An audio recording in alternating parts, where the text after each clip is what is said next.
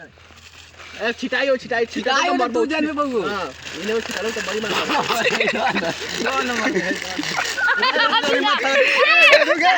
ए हो गलम ना ए नो हालत खराब ए रखाइरा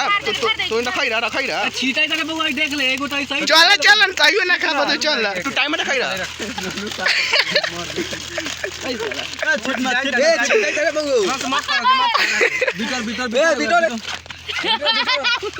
छीट मत आराम से फिर पानी गिलास में पानी लगे पानी ना रौला साला अभी बहुत है बहुत है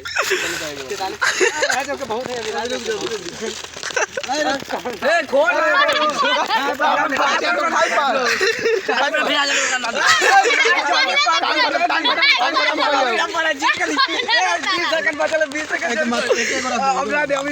बीस सेकंड जल्दी बना के पूरा भिजा दे